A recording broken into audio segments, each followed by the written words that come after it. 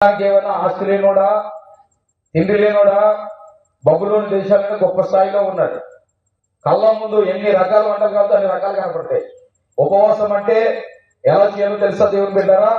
అన్ని ఉండి కూడా, ఉండి పెట్టువారు ఉండి కూడా ఆ వద్దలు కూడా చేసేది ఉపవాసం అవుతుంది. యోన చేప కడుపులోకి సముద్రంలో విసిరితే చేప కడుపులోకి వెళ్ళిపోయాడు. ఆ చేప కడుపులోకి వెళ్ళిపోయి 3 రోజులు ఉండాల్సి వచ్చింది. ఆ ప్రయాణంలో చేప ప్రయాణం 3 రోజులు పట్టింది. ఎక్కడికి వెళ్ళడానికి? నినివే పట్టణానికి వెళ్ళడానికి. ఆ 3 రోజులు అలా ఉండాల్సి వచ్చింది. అది ఉపవాసం అన్నారు. ఎస్తేరు చూడండి, తన వస్త్రాలను సైతం, రాణి వస్త్రాలు సైతం పక్కన పెట్టి దీనురాలుగా ప్రభు సన్నిధిలో, ప్రభు పాదాల దగ్గర గడిపి తన జనాంగాన్ని కాపాడుకోవడానికి ఆమె ఉపవాసం చేసేది. దీన్ని ఉపవాసం అంటారు. హల్లెలూయా. అంటే ఉపవాసంలో ముఖ్యంగా మనకు కనబడుతుంది ఏంటంటే తగ్గింపు కనబడుతుంది. ఏం కనబడుతుంది చెప్పండి?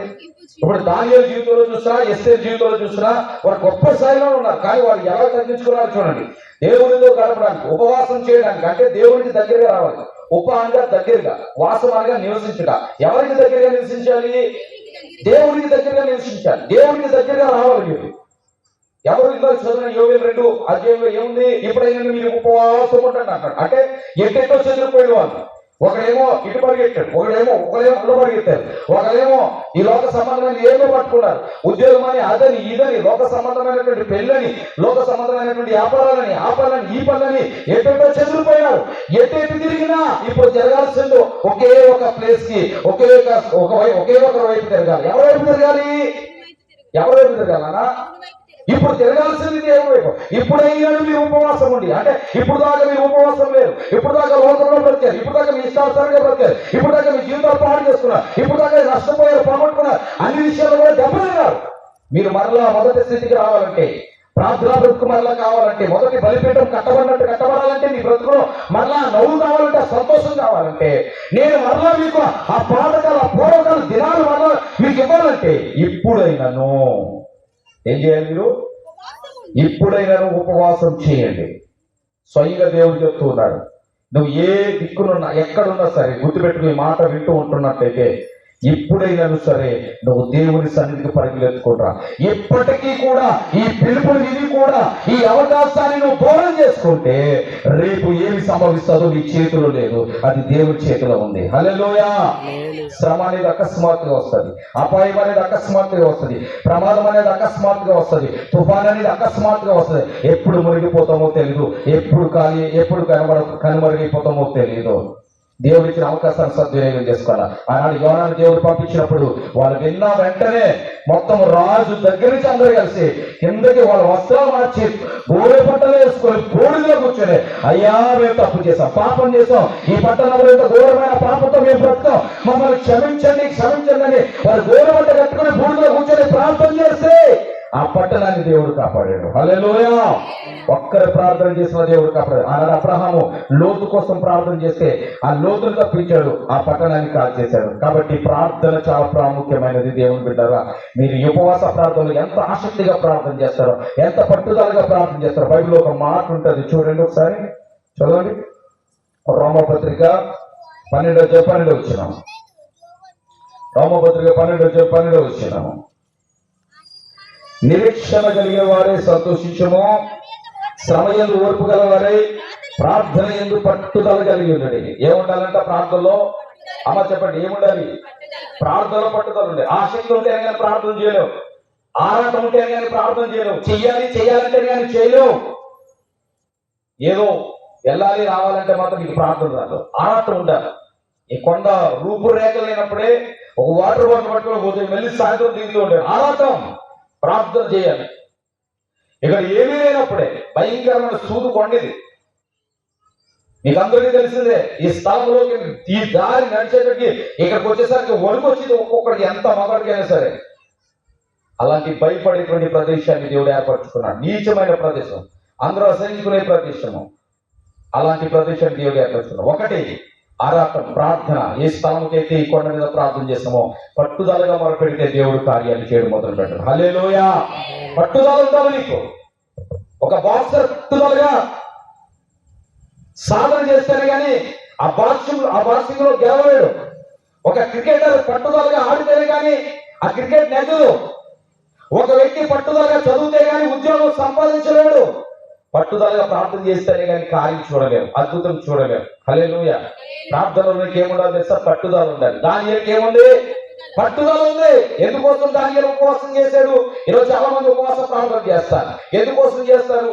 వెనకటికి ఒక అమ్మాయి, మనకు ఆశ ఉంది కదా, ఆ అమ్మాయికి ఒక ఫ్రెండ్ లెటర్ తెచ్చింది. అందులో ఏముందో తెలుసా? మా బావతో నాకు పెళ్లి కావాలని ప్రార్థన చేయండి అని పంపించింది. అలాంటి ప్రార్థన రిక్వెస్ట్లు ఇక్కడ తెచ్చినా అవి పని కావు.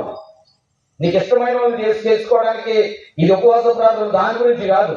దేవా నీ చిత్తంలో ఉన్నది ఏదైనా ఉందో అదే జరగాలని ప్రార్థన చేయాలి తప్ప మన కళ్ళకి ఇష్టమైనవి కావాలనుకుని ప్రార్థన పెట్టుకోవద్దు. ఉపవాస ప్రార్థనలో నీకు గర్భఫలం లేదా, అయ్యా నాకు గర్భఫలం లేదా, నీ అన్న ఎలా ప్రార్థించుతో పట్టుదల ఎలా ప్రార్థించు. మరుసటి యాకే గర్భం ధరించుకొని ఇదే స్థలానికి వచ్చి ఎత్తుకొని సాక్ష్యం చెప్తావు. హల్లెలూయా. ఒకవేళ ఇల్లు లేదా ఇక్కడ ప్రార్థన చేయి. ఇప్పుడు రిక్వెస్ట్ ఇస్తాం, ప్రేయర్ రిక్వెస్ట్. ఆ రిక్వెస్ట్ తీసుకొని దాని మీద రాసి పట్టుదల ఇక్కడ పట్టుదలగా ప్రార్థన చేస్తావు. మీరు కూడా పట్టుదలగా ప్రార్థన చేసుకోండి. ఖచ్చితంగా వచ్చే సంవత్సరానికి ఇల్లు కట్టబడుతుంది, నువ్వు సాక్ష్యం ఇస్తావు.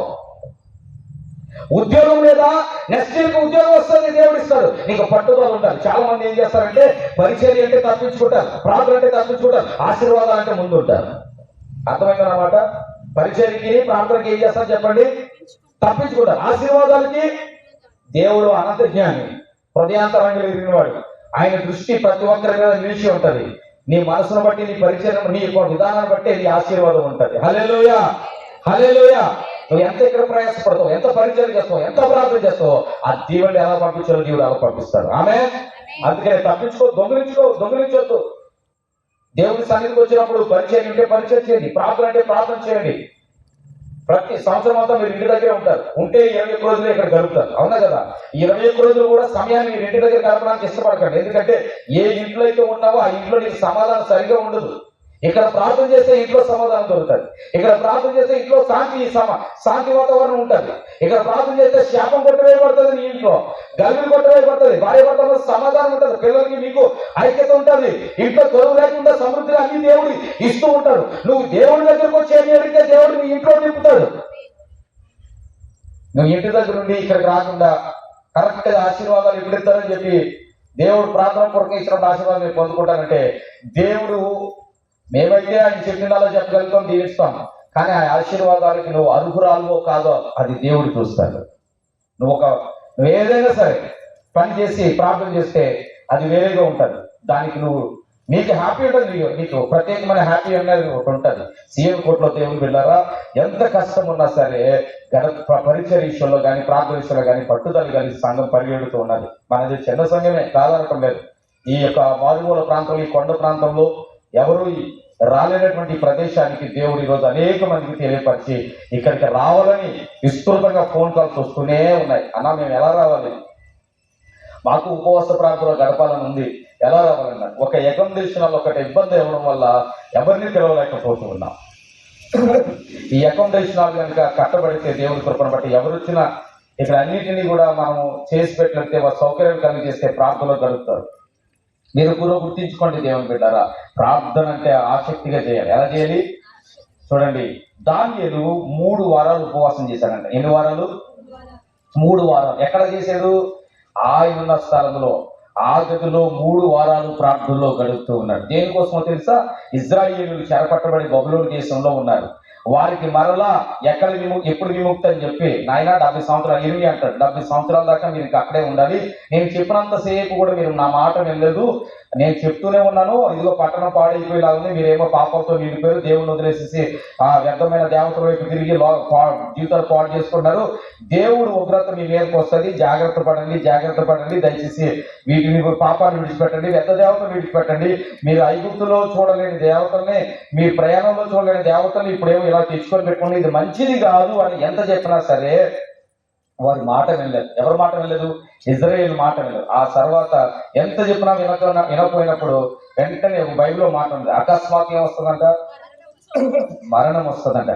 అలాగే వారి మీదకి ఉగ్రత వచ్చేది. ఎవరి మీదకి? ఇజ్రాయేల్ మీదకి. మొత్తం పట్టణం అంతా పాడు చేసేసి ఈ బబులోను రాజు ఏం చేశాడంటే అందరినీ తీసుకెళ్ళి ఏదో ముసలోని వదిలేశాడంటే, ఆ ముసలోని వదిలేసిన తర్వాత అప్పుడు ఏడుస్తారంట బబులోను దేశంలో. అప్పుడు ఇర్మియాతో మళ్ళా సంప్రదిస్తే ఇర్మియా అంటాడు కదా, నేను ఎంత చెప్పినా మీరు నా మాట వినలేదు, ఇప్పుడు మీరు తప్పుది 70 సంవత్సరాల దాకా మీరు ఎక్కడ ఉండాలి? బబులోను దేశంలోనే ఇల్లులు కట్టుకోండి, పిల్లలు కానండి, మీరు అక్కడే ఉండండి, 70 సంవత్సరాల తర్వాత మరలా మీరు యెరూషలేముకి వస్తారని ఈ యిర్మీయా ప్రవక్త చెప్పిన మాట. ఈ మాట ఎవరు తెలుసు? దానియేలుకి తెలుసు. దీన్ని పట్టుకొని ప్రార్థన చేస్తున్నాడు. ఎన్ని వారాలు? 3 వారాలు, అనగా 21 రోజులు. కోడి పిల్లలు కానీ ఎన్ని వారాలు తెస్తారు? గుడ్ల మీద ఎన్ని రోజులు ఉంటుంది? 21 రోజులు ఉంటుంది. హల్లెలూయా. ఆ తర్వాత ఏమొస్తుంది? గుడ్లోంచి ఏమొస్తుంది చెప్పండి? చక్కని పిల్లలు వస్తూ ఉంటాయి. హల్లెలూయా.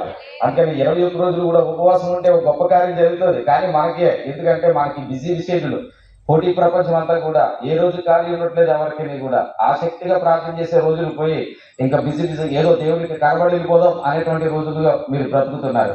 ఈ 3 వారాలు చేసిన ప్రార్థన ద్వారా దేవుడు ఒక అద్భుతమైన జవాబుని ఇచ్చాడు. ఎవరికి? దానియేలు. ఎవరు వచ్చారు? దానియేలు జవాబు తెచ్చి పట్టుకుని ఎవరు వచ్చారు చెప్పండి? ఎవరు వచ్చారు? గాబ్రియేలు దేవదూత. ఎప్పుడు వచ్చింది? ఏ రోజు వచ్చింది గాబ్రియేలు దేవదూత? చెప్పండి త్వరగా చదవండి.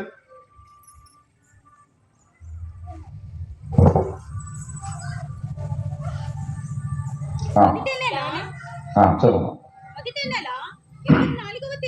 11 వచ్చింది చదువు. దానియేలు, నీ బహుప్రియుడవు కనుక నేను నీ యొద్దకు పంపబడుతుంది. నీవు లేచి నిలబడి నేను నీతో చెప్పు మాటలు తెలుసుకునేను. అతని మాటలు నాతో చెప్పగా నేను వణుకుచూ నిలబడితే. అప్పుడు దానియేలు భయపడతాము.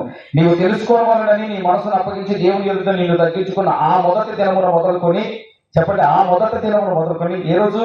మొదటి రోజు మొదలుకొని నీవు చెప్పిన మాటలన్నీ వినబడినవి కనుక నీ మాటలను బట్టి నేను వచ్చింది. అంటే ఈ రోజు నుంచి ఎవరు కనబడతాయి మాటలు? మొదటి రోజు నుంచే వినబడతాయంట. మొదటి రోజు నుంచి. అయితే మనకు అనుకుంటాం ఇంకా జవాబు రాలేదంటే అనుకుంటాం, కానీ మొదటి రోజే మన ప్రార్థన పరలోకానికి వెళ్తుంది. గట్టిగా చెప్పకపోతాను. హల్లెలూయా, హల్లెలూయా. మొదటి రోజు నుంచే మన ప్రార్థన ఎక్కడికి వెళ్తుందని చెప్పండి? ఈ యొక్క 3 వారాలు అనగా 21 రోజుల ఉపవాస ప్రార్థనలు పరలోకానికి బయలుదేరుతూ వెళ్తున్నాయి. అందుకే ఆసక్తిగా ప్రార్థన చేస్తే ఒక అద్భుతమైన గూఢమైన సంగతులు, గ్రహింపలేని సంగతులు దేవుడు ఏం చేస్తాడు? మనకు తెలియజేస్తాడు. ఈ దానియేలుకి దేవుడు గూఢమైన సంగతులు, గ్రహింపలేని సంగతులు, దర్శనములు, ఎన్నో ప్రత్యక్షతలు ఈ దానియేలుకి దేవుడు బయలుపరిచినాడు. ఈ ఉపవాస ప్రార్థనల ద్వారా మీరు కూడా గూఢమైన సంగతులు, గొప్ప సంగతులను తెలుసుకోవాలి, గూఢార్థం కలిగిన విషయాలను తెలుసుకోవాలి. ఈ ఉపవాస ప్రార్థనలో మీరు పట్టుదల కలిగి దేవుని పాదాల దగ్గర గడపాలి. ఎస్తేరు ఎలా ప్రార్థించిందో, దానియేలు ఎలా ప్రార్థించాడో, యోనా ఏ విధంగా సువార్త ప్రకటించగా వాళ్ళు ఎలా ఉపవాసం ఉన్నారో, ఈ ఉపవాస ప్రార్థన ద్వారా కూడా మీరు పట్టుదల కలిగి మీరు నడుచుకున్నట్లయితే ఖచ్చితంగా మీరు అడిగినది దేవుడు ఇవ్వక మానడు. ఆమేన్. అడగకుండా అన్ని ఎరిగి ఉంటారు, హృదయాంతరంగా ఎరిగిన దేవుడు. కాబట్టి ఆసక్తిగా ఈ ఉపవాస ప్రార్థనలు మీరు గడపండి. మన ప్రియులు, బిడ్డలు, ఆత్మీయులు ఎక్కడెక్కడున్నా ఫోన్ చేసి పిలవండి. చిన్న బిడ్డలు, పెద్దలు మొదలుకొని స్తన్యపానము ఇచ్చే పిల్లల వరకు ఎక్కడ ఉండాలి? ఆయన సన్నిధిలో ఉపవాస ప్రార్థనలో గడపమని తెలియపరచబడుతుంది. మీరందరూ ప్రార్థనలో గడపండి, ఖచ్చితంగా దేవుడు కార్యం చేస్తారు. ఇంకొక మాట చూడండి, అపోస్తల కార్యము 12వ అధ్యాయం 5వ వచనం. అపోస్తల కార్యం